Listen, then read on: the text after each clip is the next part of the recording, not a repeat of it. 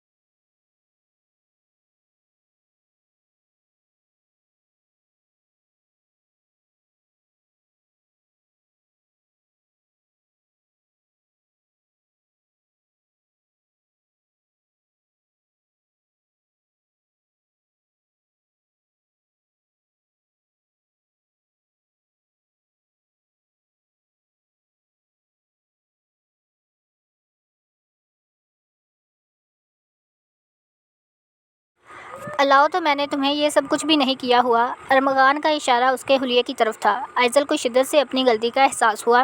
वो दिल ही दिल में अपने आप को कोस रही थी, मगर अब का पछताए होत जब चिड़ियाँ चुग गईं खेत। मैंने कहा है कि दरवाज़ा बंद करो। अरमगान के दोबारा से कहने पर वो खामोशी से दरवाजे को लॉक लगाने लगी। अब यहाँ पर आकर बैठो। अरमगान का इशारा अपनी गोद की तरफ था। वो खुद कुर्सी पर बैठा हुआ था और आइज़ल को अपनी गोद में बिठाने के लिए कह रहा था। आप मेरे साथ मजाक कर रहे हैं ना? उसने कांपते हुए लहजे में पूछा। क्या तुम्हें लगता है कि हम दोनों के दरमियान मजाक वाला रिश्ता है? अरमगान संजीदगी से गोया हुआ। आइज़ल का पूरा वजूद उस वक्त लर्ज़ रहा था। मैं ऐसा नहीं कर सकती हूँ, उसने साफ इनकार कर दिया। तुम फिर से मुझे मना कर रही हो छोटी लड़की, और जानती भी हो कि इसका अंजाम कितना बुरा हो सकता है। मुझे उससे फ़र्क नहीं पड़ता। वो ये कहकर ऑफिस से निकलने ही लगी थी कि अगले ही पल अरमगान ने ज़ोरदार जस्त लगाई और उसका बाजू पकड़कर उसे खींचकर ज़ोर से दीवार के साथ पिन कर दिया। ये क्या बदतमीज़ी है? वो इसकी मजबूत गिरफ्त में सिसक कर रह गई थी। यही तो मैं तुमसे पूछना चाहता हूँ कि ये क्या बदतमीज़ी है? अरमगान का लहजा पहले से भी ज़्यादा गुस्सीला हो गया था। अब की बार आइज़ल के सब्र का पैमाना भी लबरेज़ हो चुका था। मिस्टर अरमगान, आपने खुद ही कहा था कि आपको मेरी ज़ात में कोई इंटरेस्ट नहीं है, और ये निकाह आपने अपनी मर्ज़ी के ख़िलाफ़ जाकर किया है, तो इसके मुताबिक अभी आपको मेरी ज़िंदगी में भी दिलचस्पी लेने की कोई ज़रूरत नहीं। बेहतर यही होगा कि आप अपने काम से काम रखें। तुम मेरे साथ ज़ुबान दराज़ी नहीं कर सकती हो। मैं तुम्हें जान से मार डालूँगा। अरमगान यकदम ही भड़क उठा था, जबकि आइज़ल भी अब उसके सामने तन कर खड़ी हो गई थी। कुछ देर पहले उसकी आंखों में जो खौफ तैर रहा था वो ख़त्म हो चुका था। मिस्टर अरमगान, जान से मारने की बातें रहने दें। आप में तो इतनी मर्दानगी नहीं है कि मुझे अपनी बीवी तस्लीम कर सकें और मुझे मेरा हक़ दे सकें। वो सोच भी नहीं सकती थी कि उसकी बातें कितनी महंगी पड़ सकती हैं उसे। अरमगान के लबों पर अचानक ही पुरस्रार सी मुस्कुराहट रिंग गई थी। मुझे तो पता ही नहीं था कि तुम मेरे लिए इस कदर तड़प रही हो। ये कहकर अरमगान ने अपना हाथ उसकी गर्दन पर रखा। अगले ही पल वो उसके नज़दीक हो गया था। वो अरमगान की सांसों की तपिश अपने सीने पर महसूस करके किसी बंद पानी की मछली की तरह लरज़ने लगी थी। ये क्या कर रहे हैं? छोड़े मुझे। उसने अपने आप को अरमगान की गिरफ्त से आज़ाद करवाने की कोशिश की, मगर नाकाम रही। तुम्हारी ख्वाहिश पूरी कर रहा हूँ। ना सिर्फ तुम्हें बीवी का दर्जा दूँगा, बल्कि तुम्हारे सारे हकूक़ भी पूरे करूँगा, लेकिन तन्हाई में, क्योंकि तुम जैसी औरतों को सरेआम कबूल नहीं किया जाता। ये कहकर अरमगान ने अपने लब उसकी गर्दन पर रख दिए थे। आइज़ल के वजूद का एक ज़ोरदार झटका लगा। उसने अरमगान की शर्ट को मजबूती से अपने हाथों में जकड़ लिया। उसकी हालत गैर होने लगी थी। वो दोनों एक पल के लिए भूल गए थे कि वो उस वक्त ऑफिस में मौजूद है। आइज़ल का वाइट यूनिफॉर्म बार बार दीवार के साथ रगड़ खा रहा था, लेकिन अरमगान को तो जैसे कोई परवाह ही नहीं थी। जैसे ही उसने आइज़ल की गर्दन से अपने लब हटाए तो आइज़ल गहरे गहरे सांस लेने लगी थी। आप बहुत ही बुरे इंसान हैं। आप मेरे साथ ज़बरदस्ती नहीं कर सकते। मेरी जान, मैं तुम्हारा शौहर हूँ और एक शौहर होने के नाते मैं सब कुछ कर सकता। ये कहकर उसने आइज़ल को उठाया और उसे ज़ोर से दीवार के साथ लगा दिया। आइज़ल उसकी नज़रों की तपिश अपने होंठों पर महसूस करके मज़ीद कन्फ्यूज़ हो गई थी, जबकि वो उसकी घबराहट को महसूस करता हुआ उसके होंठों को अपनी दस्तरस में ले गया और बहुत ही मोहब्बत से उसके होंठों को चूमने लगा। आइज़ल ने बेख्तियार अपने हाथ उसके बालों में फंसा दिए थे। उस शख्स का आज आइज़ल की जान लेने का मुकम्मल इरादा था। काफ़ी देर तक उसके होंठों को चूमने के बाद जब वो आइज़ल से अलग हुआ तो आइज़ल की नज़रें अब की बार उसके चेहरे पर जमी हुई थी। उसकी आंखों में खुमार उतर हुआ था। उस पर किसी और ही जहाँ की मालूम हो रही थी, और अरमगान भी तो यही चाहता था कि वो उस तरह से उसको तड़पाता रहे। मज़ा आया। वो उसकी गर्दन पर लब रखते हुए दोबारा से दिलफरेब अंदाज में बोला। आइज़ल को ना जाने क्यों इसका ये जुमला गाली की तरह अपने वजूद पर लगा। उसने पूरी कुव्वत से अरमगान के सीने पर हाथ रखे और उसे पीछे धक्का देने की कोशिश की। मुझसे दूर हो जाए।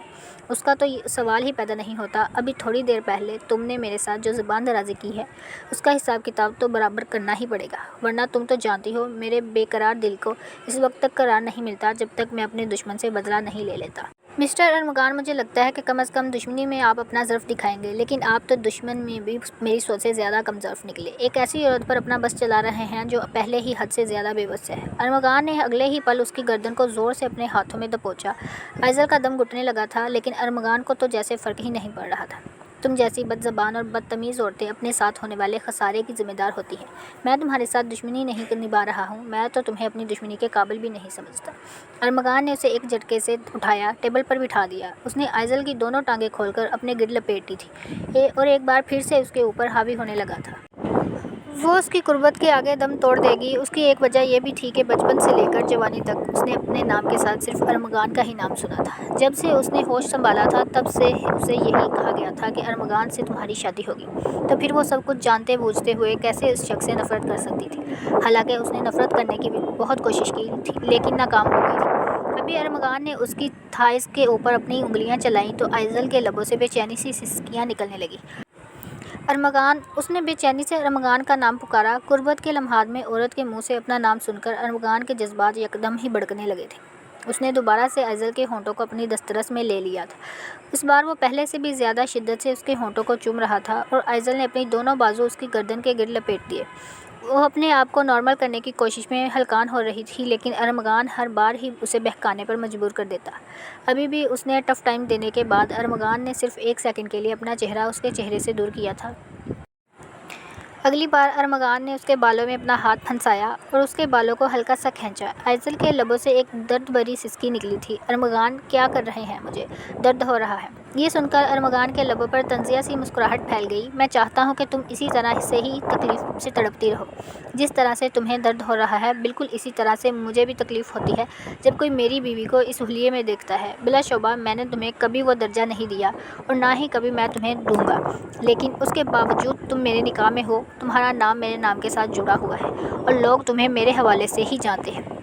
میں بالکل بھی یہ برداشت نہیں کروں گا کہ دوبارہ کبھی اس حلیے میں کھولی جاؤ ورنہ میں تمہارے حویلی سے نکلنا بند کر دوں گا اور تم اچھی طرح سے جانتی ہو کہ جو میرا فیصلہ ہوگا وہی آغا جان کا فیصلہ ہوگا۔ وہ اسے کھلے عام دھمکی دے رہا تھا لیکن آئزل جانتی تھی کہ یہ بات دھمکی سے کئی گنا زیادہ اہمیت رکھتی تھی اور وہ یہ بھی جانتی تھی کہ ارمغان واقعی میں یہ سب کچھ کر سکتا تھا۔ اس حلیے کا مسئلہ ہی کیا ہے؟ آئزل نے جیسے ہی کہا تو ارمغان نے اگلے ہی پل اس کی دھڑکنوں کو اپنی دسترس میں لے لیا اور انہیں زور سے دبایا۔ آئزل پھر سے سسک کر رہ گئی تھی۔ سارا مسئلہ یہ ہے، یہ کپڑے بہت زیادہ ٹائٹ ہیں اور یہ واضح ہو رہا ہے یہ کیا؟ ارمغان نے ایک بار پھر سے اس کی دھڑکنوں کو بے دردی سے مسلا تھا۔ آئزل کی ہمت اب جواب دے چکی تھی۔ اس نے اپنی ٹانگیں زور سے ارمغان کی کمر کے گرد باندھ لیں۔ ارمغان اس کا مطلب سمجھتا تھا لیکن وہ بھی اس پوزیشن میں نہیں تھا کہ اس کی بے چینی کو دور کر سکتا۔ اگلے ہی پل اس نے آئزل کے یونیفارم کے پہلے 2 بٹن کھولے تو اس کی دائیں طرف والی دھڑکن باہر کو جھلکنے لگی۔ ارمغان نے اگلے ہی پل اس کو اپنی مٹھی میں بھرا اور دوبارہ سے آئزل کو بے چین کرنے لگا۔ کافی دیر گزرنے کے بعد ارمغان خود سے الگ ہوا اور اپنا حلیہ درست کرتے ہوئے بولا، اب تم یہاں سے جا سکتی ہو لیکن جانے سے پہلے اپنے کپڑے ٹھیک کر لو۔ امید ہے کہ تمہیں میری بات سمجھ آ چکی ہوگی۔ یہ کہہ کر ارمغان نے اس کی شرٹ کے بٹن بند کیے تھے اور اس کی پٹی کو بھی گلے سے نکال کر اس کے سینے پر پھیلایا۔ میں نہیں چاہتا ہوں کہ تم اپنے نشیب و فراز سب کو دکھاؤ، اس وقت تک تم بالکل بھی نہیں، جب تک تم میرے ساتھ ہو۔ جس دن ہم دونوں کی طلاق ہو جائے گی اس دن جو مرضی کرنا، مجھے فرق نہیں پڑتا ہے، لیکن ابھی تمہیں اپنی زندگی میری مرضی کے مطابق گزارنی ہوگی۔ یہ کہہ کر اس نے آئزل کے گالوں کو تھپکا اور اسے روم سے باہر نکلنے کے لیے کہا۔ جب آئزل واپس کلاس روم میں پہنچی تو دوسرے پروفیسر کی کلاس سٹارٹ ہو چکی تھی۔ مسٹر شہریار ارمغان کے ہی بیسٹ فرینڈ تھے، اس لیے انہوں نے آئزل سے پوچھنا بھی گوارا نہیں سمجھا کہ وہ کہاں پر تھی، کیونکہ وہ سب بہت اچھے طریقے سے جانتے تھے۔ ادھر ندا نے جب آئزل کا حلیہ دیکھا تو سرسراتے ہوئے لہجے میں بولی، تم سر سے بات کرنے کے لیے گئی تھی یا پھر جنگ لڑنے کے لیے گئی تھی؟ یہ سن کر آئزل نے اسے خونخوار نظروں سے دیکھا تھا۔ کیا مطلب ہے تمہارا؟ بات کر کے آ رہی تھی۔ آفس میں پرنسپل صاحب بھی موجود تھے۔ ندا یہ سن کر تھوڑی سی مطمئن ہو گئی تھی، ورنہ تو آئزل کا حلیہ جو داستان سنا رہا تھا وہ اس پر یقین کرنے کی پوزیشن میں بالکل بھی نہیں تھی۔ چھٹی کے بعد ڈرائیور جب آئزل کو لینے آیا تو گاڑی میں بیٹھ کر وہ دل ہی دل میں ارمغان کو گالیوں سے نواز رہی تھی۔ جب ڈرائیور نے ایک جھٹکے سے گاڑی روک دی، کیا ہوا ہے چچا، گاڑی کیوں روک دی آپ نے؟ آئزل نے پریشانی سے پوچھا۔ ایک تو وہ حد سے زیادہ تھکی ہوئی تھی، اس کا گھر پہنچنے کے فوراً بعد لمبی نیند لینے کا ارادہ تھا۔ ادھر ڈرائیور انکل نے گاڑی ہی روک دی۔ وہ چھوٹی بی بی چھوٹے صاحب نے کہا ہے، وہ مجھے کہہ رہے ہیں کہ وہ آپ کو خود حویلی لے کر جائیں گے۔ کیا مطلب ہے؟ کون سے چھوٹے صاحب کی بات کر رہے ہو تم؟ آئزل کے باقی الفاظ منہ میں ہی رہ گئے تھے۔ ارمغان نے اس کی گاڑی کا دروازہ کھولا اور اسے نیچے اترنے کے لیے کہا۔ آئزل زور و شور سے نفی میں گردن ہلانے لگی۔ آج اسے اس پاگل نفسیاتی انسان سے واقعی میں خوف محسوس ہو رہا تھا۔ وہ جانتی تھی کہ وہ اس کو کہاں لے کر جانے والا ہے۔ آئزل کے انکار پر ارمغان نے ایک گہری سانس خارج کی۔ چچا، ابھی یہاں پر جو کچھ بھی ہوگا مجھے امید ہے کہ وہ آپ حویلی میں کسی کو بھی نہیں بتائیں گے۔ اگلے ہی پل ارمغان نے آئزل کا بازو پکڑ کر اسے گھسیٹ کر باہر نکالا اور اپنے کندھوں پر اٹھا کر گاڑی کی طرف بڑھ گیا۔ آئزل زور زور سے اس کی کمر پر مکے مار رہی تھی۔ چھوڑو مجھے، نیچے اتارو ورنہ میں تمہیں جان سے مار دوں گی۔ مجھے تمہاری یہ موسمی بہادری بہت اچھی لگتی ہے، لیکن تم مجھے اس وقت زیادہ پیاری لگتی ہو جب تم مجھ سے ڈرتی ہو اور تمہاری یہ خوبصورت بڑی بڑی آنکھیں آنسوؤں سے بھیگ جاتی ہیں۔ وہ منظر میرا فیورٹ منظر ہے، دل کرتا ہے کہ تمہیں اسی حالت میں ہی دیکھتا رہوں۔ ارمغان کے سرد لہجے میں بات کرنے پر آئزل کو اپنے وجود میں سرد لہر دوڑتی ہوئی محسوس ہوئی۔ مجھے آپ کے ساتھ نہیں جانا۔ اس کے لاکھ انکار کے باوجود بھی ارمغان اسے لے کر اپنے فارم ہاؤس میں آ گیا۔ اس کا مقصد صرف اور صرف آئزل کو ڈرانا تھا تاکہ وہ دوبارہ کبھی بھی اس کے ساتھ زبان درازی نہ کر سکے۔ میں نے یہاں پر تمہارے لیے بہت ہی زبردست گیم رکھی ہوئی ہے، مجھے امید ہے کہ تمہیں وہ گیم بہت پسند آئے گی۔ ارمغان اسے کہتا ہوا اپنے ساتھ لان میں لے کر گیا تو کچھ ہی دیر کے بعد اس نے آئزل کو ایک بڑے موٹے ڈنڈے کے ساتھ باندھ دیا۔ وہ اپنے آپ کو چھڑوانے کی کوششوں میں ہلکان ہو رہی تھی اور مسلسل اپنے ہاتھ زور زور سے ہلا رہی تھی۔ اگر تم اس طرح سے ہی ہلتی رہو گی تو نقصان اٹھا سکتی ہو۔ اگر تو تم چاہتی ہو کہ تم زندہ رہو اور تمہاری زندگی ضائع نہ ہو تو خاموشی سے ایک جگہ پر ٹک کر کھڑی رہو۔ آئزل نے یہ سنا تو اس کی حالت خراب ہو گئی۔ کیا مطلب ہے تمہارا؟ تم میرے ساتھ کیا کرنے والے ہو؟ ارمغان کے لب مسکراہٹ میں ڈل گئے۔ اس نے اپنے ملازم کو اشارہ کیا جس نے آگے بڑھ کر ایک سیب آئزل کے سر کے اوپر رکھ دیا۔ آئزل نے زور سے اپنا سر جھٹکا تو وہ پھر سے زمین بوس ہو گیا۔ ارمغان نے پھر اپنی پاکٹ سے پسٹل نکالی جو کہ نکلی تھی۔ اس کا مقصد صرف اور صرف آئزل کو ڈرانا تھا۔ میں تمہاری کسی بھی خونی کھیل کا حصہ نہیں بنوں گی۔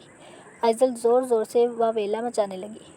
حصہ تو تمہیں بننا پڑے گا چھوٹی لڑکی، کیونکہ جب تک میں تمہیں تمہاری اوقات نہیں دکھا دیتا تب تک میرے جلتے ہوئے دل کو قرار نہیں مل سکتا۔ چلو شاباش۔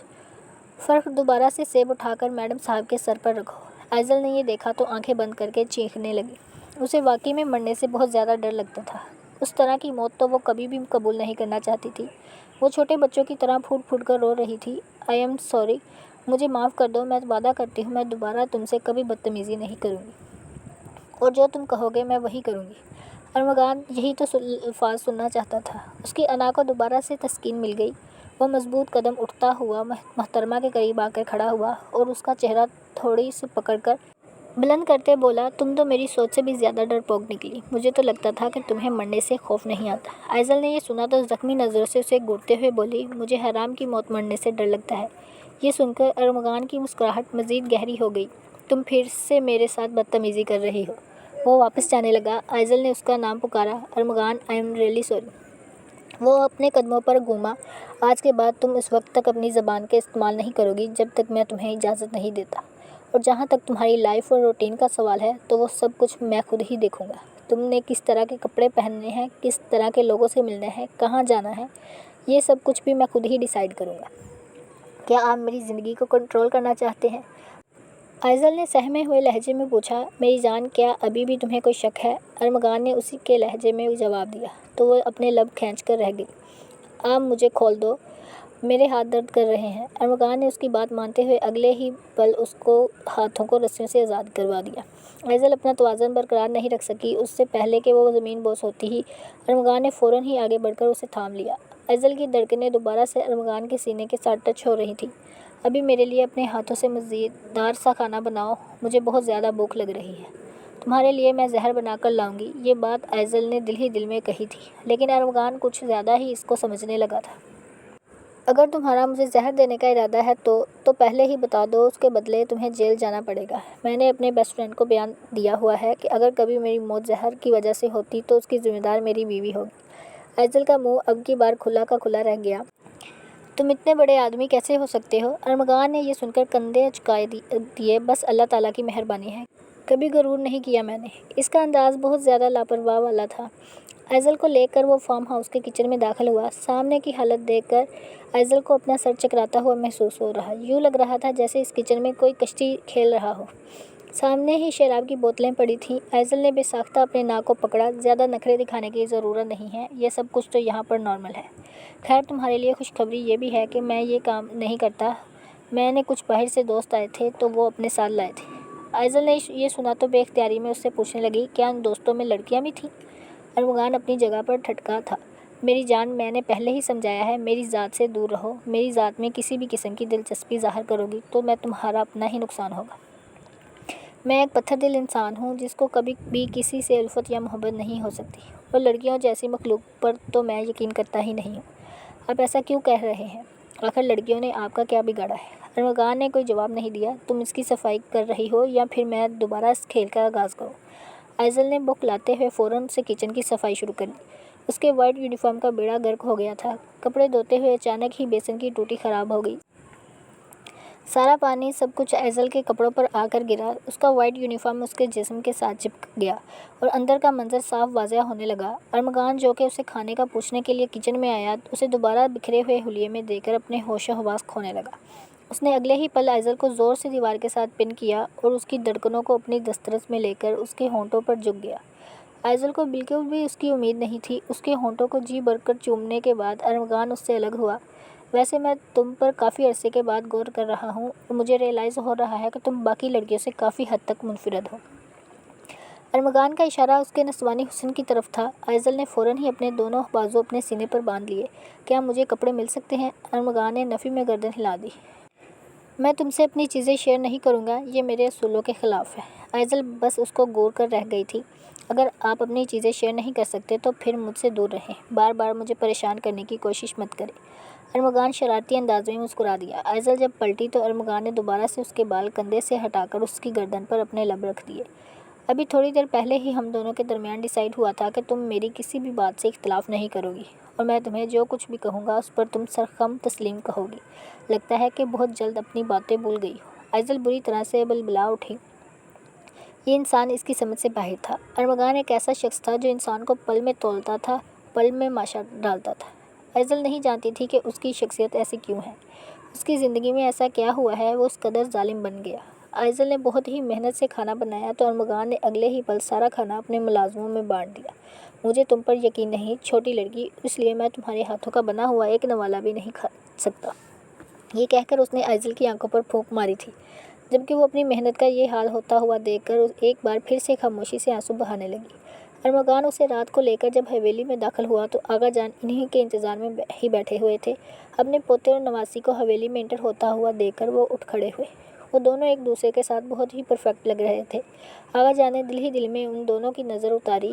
میں کب سے تم لوگوں کا کال ملائے جا رہا ہوں، کہاں پر تھے تم لوگ؟ ارمغان نے یہ سنا تو آئزل کے گرد اپنا بازو رکھتے ہوئے بولا، ہم دونوں ڈیٹ پر گئے ہوئے تھے آغا جان۔ میری پیاری بیوی نے مجھ سے خاص فرمائش کی تھی اور آپ کو تو پتہ ہے میں اپنی بیوی کا حکم ٹال ہی نہیں سکتا۔ وہ پل بھر میں ہی اپنی آنکھوں میں ڈھیر سا پیار بھر لایا، جبکہ آئزل اس کی ایکٹنگ پر دل ہی دل میں اش اش کر رہی تھی۔ یہ پہلی بار نہیں تھا بلکہ وہ ہمیشہ ایسے ہی کرتا تھا۔ آغا جان مطمئن ہو گئے۔ ارمغان کے بابا لندن میں اپنی بیگم کے ساتھ سیٹل تھے۔ جہاں تک ارمغان کا سوال تھا تو وہ کچھ ہی سال پہلے پاکستان ہمیشہ ہمیشہ کے لیے آغا جان کے پاس آ گیا۔ اسے پاکستان کا ماحول اور یہاں کی زندگی شروع سے ہی بہت زیادہ پسند تھی، جبکہ اس کے بابا جنید صاحب چاہتے تھے کہ وہ ان کے ساتھ لندن میں ہی رہ کر ان کے بزنس کو سنبھالیں، لیکن ارمغان نے پاکستان کو پرائیورٹی پہ رکھا تھا۔ ارمغان کی ایک پھپھو تھی، آئزل انہی کی ہی اکلوتی بیٹی تھی۔ کچھ ہی مہینے پہلے آئزل کی ماں کا اور باپ کا ایک کار حادثے میں انتقال ہو گیا تھا۔ اس کے نانا جان اسے اپنی حویلی لے کر آ گئے تھے۔ انہوں نے ارمغان کے ساتھ اس کا زبردستی نکاح کر دیا۔ ارمغان کو آئزل کے ساتھ بالکل بھی دلچسپی نہیں تھی۔ ایک تو وہ گاؤں میں رہنے والی معمولی سی لڑکی تھی اور دوسرا وہ اس بات سے زیادہ چھوٹی تھی۔ ارمغان دادا جان سے یہ بات کہہ بھی چکا تھا، وہ ایک چھوٹی سی 19 سال کی بچی کو گود نہیں لے سکتا، جبکہ وہ خود 28 سال کا ایک بھرپور مرد تھا۔ آغا جان کو جب پتہ چلا کہ وہ کسی بھی صورت میں ان کی بات ماننے کے لیے تیار نہیں ہے تو انہوں نے آخری پتہ پھینکا اور ایموشنل بلیک میلنگ شروع کر دی۔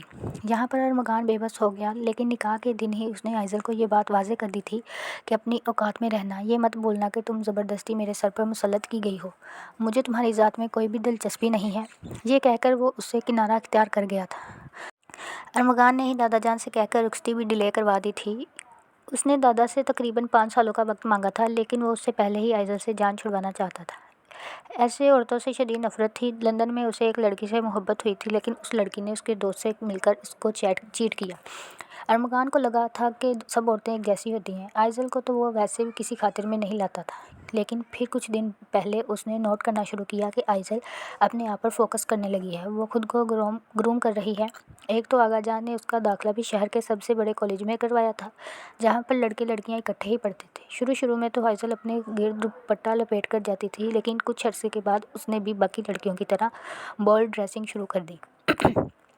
اسی لیے ارمغان نے جب اسے کلاس میں تنگ کپڑوں اور دوپٹے کو گلے میں ڈالے دیکھا تو اس کا دماغ خراب ہو گیا تھا۔ وہ حیران بھی ہو رہا تھا کہ اسے اتنی تکلیف کیوں پہنچ رہی ہے، حالانکہ وہ تو آئزل کو دل و جان سے قبول ہی نہیں کر رہا۔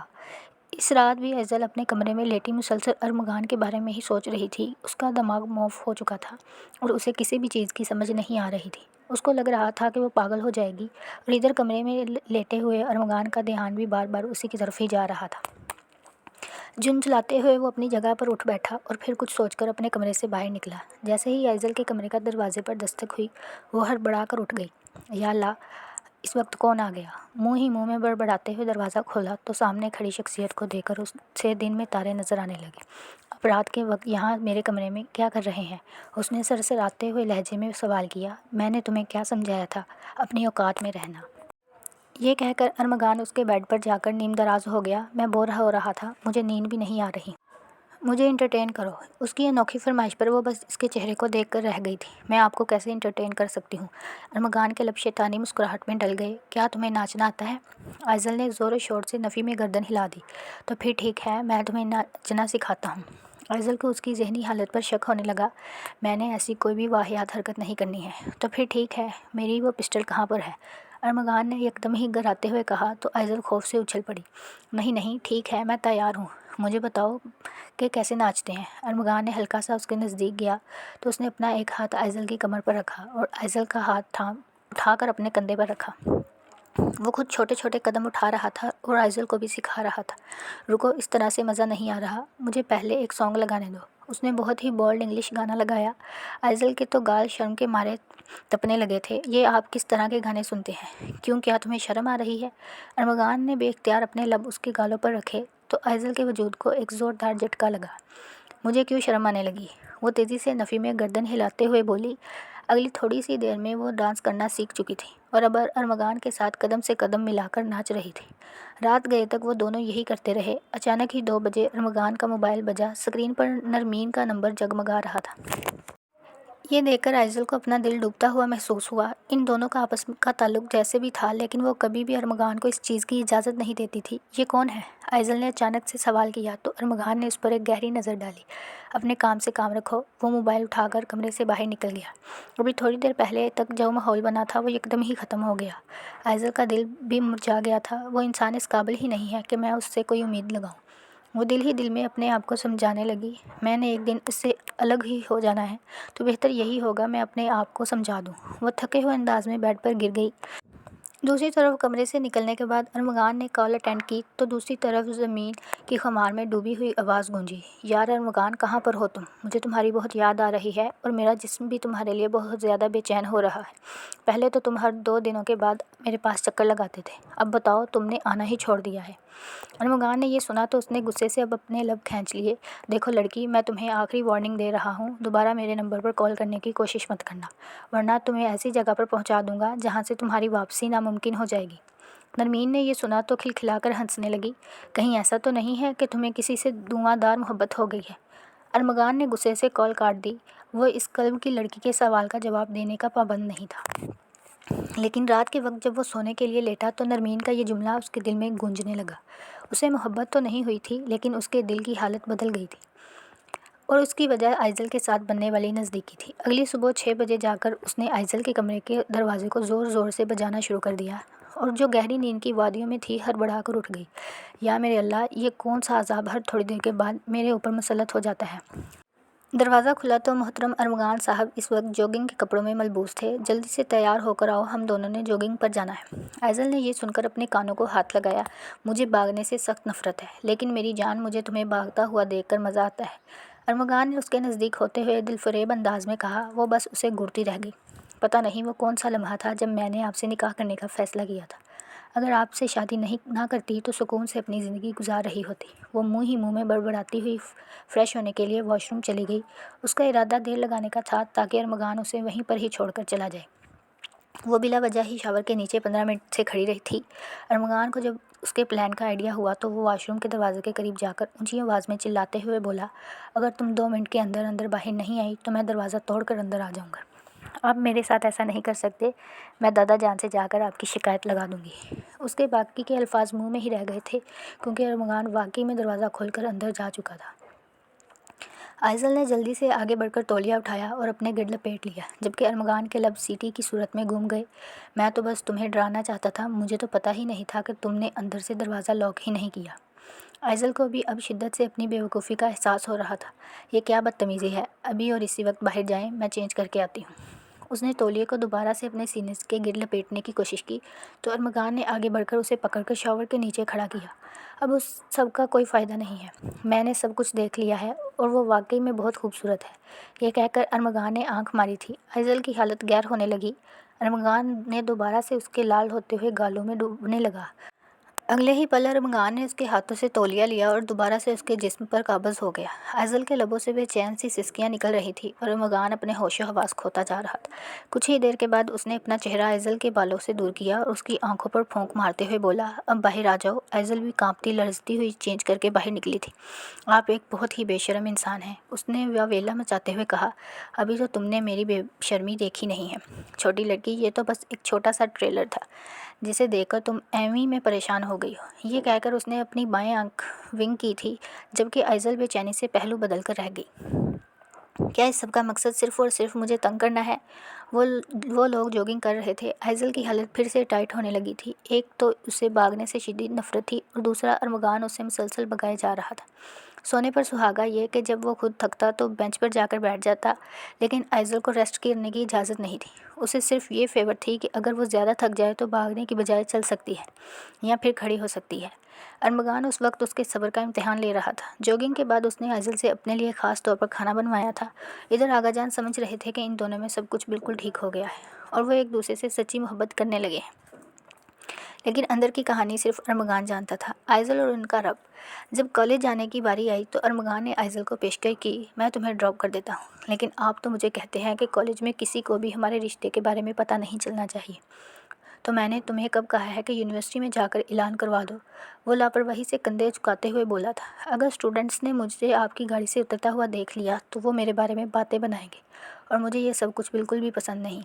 فکر مت کرو، وہ ابھی بھی ہم دونوں کے بارے میں باتیں کرتے ہیں، تمہیں ابھی بھی ٹینشن لینے کی ضرورت نہیں۔ وہ ویسے بھی وہ کون سا جھوٹ بولتے ہیں، سچ ہی تو کہتے ہیں بیچارے۔ مسئلہ یہ ہے کہ ان کے پاس کوئی ثبوت نہیں۔ ارمغان حد سے زیادہ چل تھا اور اس کی یہی لاپرواہی آئزل کو زہر لگ رہی تھی۔ مجھے پتہ ہے کہ تمہیں مجھ پر غصہ آ رہا ہے، لیکن تم میرا سر نہیں پھاڑ سکتی ہو۔ اب جلدی سے گاڑی میں بیٹھو۔ اس دن وہ اسے کالج لے جانے کی بجائے اپنے ساتھ گولف سینٹر لے گیا۔ آئزل جو یہ سوچ کر ٹینشن لے رہی تھی کہ وہ ندا کو کیا جواب دے گی اگر میتھ والی میڈم کو پتہ چل گیا تو کہیں ایسا نہ ہو وہ اسے میتھ میں فیل کر دے۔ پوری یونیورسٹی میں ہی یہ بات مشہور تھی کہ میتھ والی ٹیچر دل و جان سے ارمغان پر مرتی ہے، مگر ارمغان اسے لفٹ ہی نہیں کرواتا ہے۔ گولف سینٹر میں آ کر آئزل کا موڈ یکدم خوشگوار ہوا، لیکن دوسری طرف ارمغان خانزادہ کا موڈ بالکل برعکس تھا۔ گولف سینٹر میں قدم رکھتے ہی اس کا موڈ بری طرح آف ہو چکا تھا۔ وہ دیکھ رہا تھا کہ وہاں موجود ہر دوسرے شخص کی نظریں آئزل کے معصوم اور دلکش چہرے پر جا کر ٹک رہی تھیں۔ آئزل اپنے قدرتی حسن کے ساتھ جہاں سے گزرتی لوگ مڑ مڑ کر اسے دیکھتے۔ یہ چیز ارمغان کے اندر ایک عجیب سی بے چینی اور غصہ پیدا کر رہی تھی۔ اسے یوں لگ رہا تھا جیسے کوئی اس کی سب سے قیمتی اور ذاتی چیز پر سرعام نظریں ڈال رہا ہے، اور یہ احساس اس کے لیے زہر پینے جیسا تھا۔ تم یہیں اسی صوفے پر بیٹھو، میں ڈرنکس لے کر آتا ہوں۔ ارمغان نے آئزل کو ایک جگہ بیٹھنے کا اشارہ کیا اور خود کاؤنٹر کی طرف بڑھ گیا۔ اس کے لہجے میں ہمیشہ کی طرح سختی تھی، مگر آئزل نے اس وقت بحث کرنے کی بجائے خاموشی سے صوفے پر بیٹھنے میں ہی عافیت سمجھی۔ وہ اپنے ارد گرد کے ماحول کو دیکھنے میں مصروف ہو گئی۔ ارمغان ابھی کاؤنٹر پر پہنچ کر ڈرنکس کا آرڈر ہی دے رہا تھا کہ آئزل کے پاس ایک ہینڈسم سا لڑکا پرکشش نوجوان آ کر رکا۔ اس نوجوان نے جینز اور سمارٹ فٹ شرٹ پہن رکھی تھی۔ اس کے چہرے پر ایک انتہائی شائستہ دلکش مسکراہٹ تھی۔ وہ آئزل کے حسن سے متاثر ہوئے بغیر نہ رہ سکا۔ ایکسکیوز می، اگر آپ مائنڈ نہ کریں تو کیا میں جان سکتا ہوں کہ یہ خوبصورت گھڑی آپ نے کہاں سے لی ہے؟ دراصل مجھے اپنی سسٹر کے لیے برتھ ڈے گفٹ لینا ہے اور آپ کی یہ واچ واقعی بہت منفرد ہے۔ اس نوجوان نے انتہائی تمیز اور نرم لہجے میں آئزل سے بات چیت کا آغاز کیا۔ آئزل نے اس نوجوان کا سوال سن کر پہلے تو تھوڑا سا جھجکی، مگر اس لڑکے کا انداز اتنا شائستہ اور نارمل تھا کہ آئزل بھی خود کو سنبھال گئی اور ایک ہلکی سی مسکراہٹ کے ساتھ بولی، جی یہ مجھے گفٹ میں ملی تھی، لیکن آئی تھنک یہ اسی سینٹر کے فرسٹ فلور پر جو برانڈڈ واچ شاپ ہے وہاں سے لی گئی ہے۔ یہ گھڑی آئزل کو آغا جان نے گفٹ کی تھی۔ نوجوان آئزل کے جواب پر مسکرایا، اس کی آنکھوں میں ستائش کے رنگ گہرے ہو گئے۔ تھینک یو سو مچ۔ ویسے گھڑی تو خوبصورت ہے ہی، لیکن یہ آپ کے ہاتھ پر کچھ زیادہ ہی جچ رہی ہے۔ آپ پر یہ وائٹ کلر بہت سوٹ کر رہا ہے۔ اس نے آئزل کے حسن کی ایک ہلکی سی تعریف کی جو کہ بالکل فطری اور شائستہ تھی۔ آئزل نے بھی اس کی تعریف پر برا مانے بغیر ایک رسمی سا تھینک یو کہا۔ دوسری طرف کاؤنٹر پر کھڑا ارمغان ڈرنکس پکڑ ہی رہا تھا کہ اس کی نظر دور صوفے پر بیٹھی آئزل پر پڑی۔ آئزل کے پاس کھڑے اس نوجوان اجنبی کو دیکھ کر ارمغان کے پورے وجود میں آگ لگ گئی۔ اس نے دیکھا کہ وہ لڑکا آئزل کو دیکھ کر مسکرا رہا ہے اور آئزل بھی اتنے نارمل انداز میں اس کے سوالوں کے جوابات دے رہی ہے۔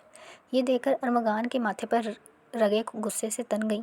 اس نے مٹھیاں بند کی، اس کا بس نہیں چل رہا تھا وہ اسی وقت جائے اس نوجوان کی گردن مروڑ ڈالے۔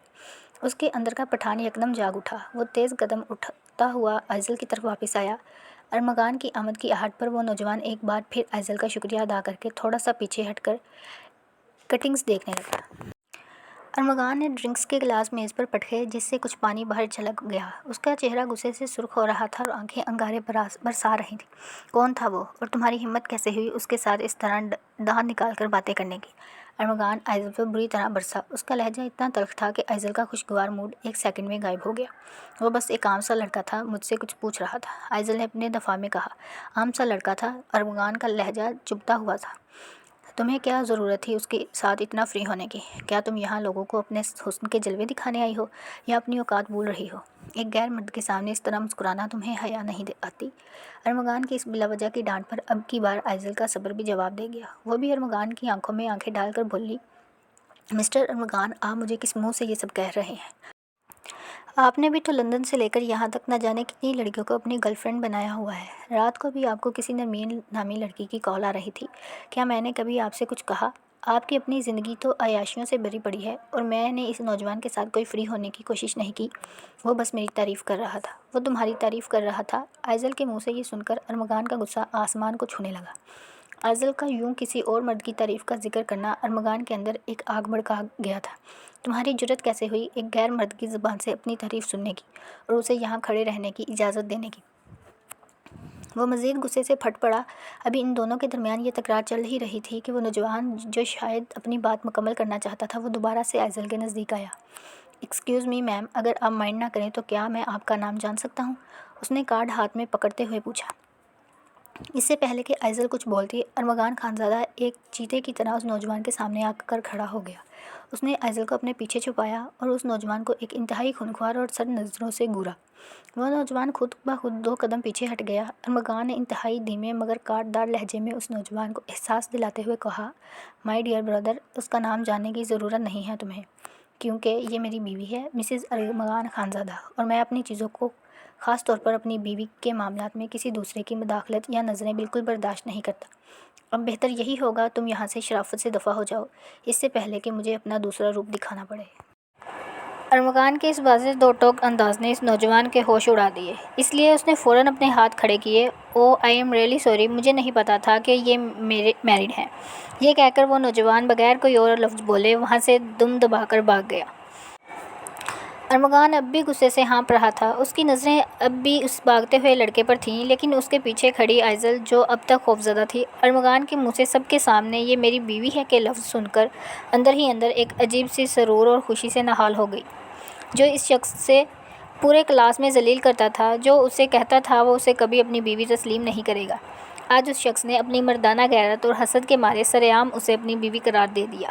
آئزل کے لبوں پر ایک دل فریب اور فاتحانہ سی مسکراہٹ رینگ گئی، جسے اس نے ارمغان سے چھپانے کے لیے اپنے سر کو جھکا لیا۔ ارمغان خانزادہ جتنا بھی پتھر دل بننے کی کوشش کرے، وہ آئزل کے معاملے میں خود پر قابو کھو ہی دیتا تھا۔ جب وہ دونوں گھر واپس آ رہے تھے تب بھی ارمغان اس کو مسلسل سمجھا رہا تھا کہ کسی بھی لڑکے کی تعریف سن کر خود کو رانی سمجھنے کی غلطی نہ کرنا۔ لڑکوں کا تو کام ہی یہی ہوتا ہے، جہاں پر خوبصورت لڑکی دیکھتے ہیں تعریف کر دیتے ہیں تاکہ اسے پھنسا سکے۔ اگر لڑکی پھنس جائے تو اسے استعمال کر کے پھینک دیتے ہیں، اور اگر نہ پھنسے تو اسے چھوڑ کر کسی دوسری کی تلاش میں نکل جاتے ہیں۔ آپ یہ ساری باتیں مجھے کیوں بتا رہے ہیں؟ کیونکہ تمہارے لیے سب کچھ جاننا ضروری ہے۔ ابھی تم چھوٹی ہو اور کم عقل ہو۔ آئزل اپنے لیے کم عقل کا لقب سن کر مائنڈ کر گئی تھی۔ میرے پاس آپ سے بھی زیادہ عقل موجود ہے، وہ تو میں نے آج دن میں دیکھ ہی لیا تھا۔ ارمغان نے جلتے ہوئے انداز میں کہا، آپ کو اتنی زیادہ آگ کیوں لگ رہی ہے؟ کہیں ایسا تو نہیں کہ آپ جیلس ہو رہے ہیں؟ او ہیلو میڈم، میں تم سے کیوں جیلس ہونے لگا؟ اور ویسے بھی میری ولا سے تم جو مرضی کرو، مجھے فرق نہیں پڑتا۔ یعنی اس کا مطلب یہ ہے کہ میں اپنی کلاس کے لڑکوں کے ساتھ بھی دوستی کر سکتی ہوں؟ ارمغان نے گاڑی کو یکدم ہی بریک لگائے۔ اگر تم نے کسی کے ساتھ بھی دوستی کرنے کی کوشش کی تو میں تمہیں جان سے مار ڈالوں گا۔ اس کے بعد آئزل نے مکمل طور پر خاموشی ہو گئی۔ دل ہی دل میں وہ اپنے رب کا شکر بھی ادا کر رہی تھی، کیونکہ اب ارمغان کا دل اس کی طرف مائل ہونے لگا تھا۔ اگلے کچھ دنوں میں ارمغان نے خود ہی اس کے کالج میں سب کو یہ بتا دیا کہ وہ اس کی بیوی ہے۔ ندا تو آئزل کا دماغ کھا گئی تھی، اور میتھ والی ٹیچر نے تو اسے واقعی میں میتھ میں بری طرح سے فیل کر دیا۔ آغا جان چاہتے تھے کہ ان دونوں کی بہت ہی دھوم دھام سے شادی کریں۔ جب انہوں نے آئزل سے اس بارے میں بات کی تو وہ حد سے زیادہ کنفیوز ہو گئی تھی، اور اسی کنفیوژن میں اس نے انکار کر دیا۔ شام کے وقت ارمغان اس کے کمرے میں پہنچ گیا اور دوبارہ سے اس کو ڈانٹنے لگا۔ تم نے رخصتی سے انکار کیوں کیا ہے؟ اس کا لہجہ دو ٹوک تھا۔ آپ نے خود ہی تو کہا تھا کہ جب بھی دادا مجھ سے ایسا کوئی سوال پوچھیں تو میں منع کر دوں۔ ارمغان نے بے چینی سے اسے اپنی پیشانی کو مسلا۔ وہ پہلے کی بات تھی، ابھی اس رخصتی کے لیے ہاں کرو۔ یہ سن کر آئزل نے معصومیت سے آنکھیں ٹمٹمائی تھیں۔ اب ایسا کیا ہو گیا ہے؟ آپ نے تو کہا تھا آپ ساری زندگی مجھ سے نفرت کریں گے۔ کیا تمہیں میری اس بے بسی پر مزہ آ رہا ہے؟ ارمغان نے یہ کہہ کر اسے زور سے دیوار کے ساتھ لگایا تو وہ بوکھلا گئی تھی۔ نہیں، قسم سے نہیں، میں تو بس جاننا چاہتی ہوں۔ ٹھیک ہے، اگر تم جاننا چاہتی ہو تو سنو، میرا دل تم پر آ گیا ہے۔ تم مجھے اچھی لگنے لگی ہو، اور میں نے اپنا فیصلہ بدل لیا ہے۔ میں تمہیں اپنی بیوی بنانا چاہتا ہوں۔ ماضی میں جو کچھ بھی ہوا، میں اس کے لیے بہت زیادہ شرمندہ ہوں، اور میں جانتا ہوں کہ میں ان سب الفاظ کا مداوع نہیں کر پاؤں گا، لیکن میں تمہیں اس بات کا یقین دلاتا ہوں کہ میں دوبارہ تمہاری آنکھوں میں آنسو نہیں آنے دوں گا۔ تمہیں زمانے بھر کی خوشیاں دوں گا۔ آئزل کو تو اپنے کانوں پر یقین ہی نہیں آ رہا تھا۔ وہ حد سے زیادہ مغرور اور خود پسند انسان نہ صرف اس سے معافی مانگ رہا تھا بلکہ محبت کا بھی اظہار کر رہا تھا۔ کیا اس کی فطرت بدل گئی تھی؟ آئزل نے بے اختیار سوچا۔ جو کچھ بھی تھا، اس کے جذبات آئزل کے حوالے سے تبدیل ہو چکے تھے۔ اگر میں اس سب کے باوجود بھی انکار کر دوں؟ آئزل نے لرزتے ہوئے لہجے میں پوچھا، تو تمہیں اپنے کندھوں پر اٹھا کر لے جاؤں گا۔ ویسے بھی تم میرے نکاح میں ہو، اب فیصلہ تمہارا ہے۔ یا تو اپنی ڈریم شادی کرو یا پھر اس طرح سے میرے ساتھ چلو۔ اس نے آئزل کی کمر پر ہاتھ رکھے تو وہ تیزی سے بولی، مجھے اپنی ڈریم ویڈنگ کرنی ہے، گڈ گرل۔ یہ کہہ کر ارمغان نے پیار سے اس کے گالوں کو تھپکا، جبکہ وہ کھل کر مسکرا دی۔ ارمغان کو بھی احساس ہو چکا تھا کہ وہ عورت بہت خاص ہے، اور وہ اس کو کھونے والی بے وقوفی کسی بھی صورت میں نہیں کر سکتا۔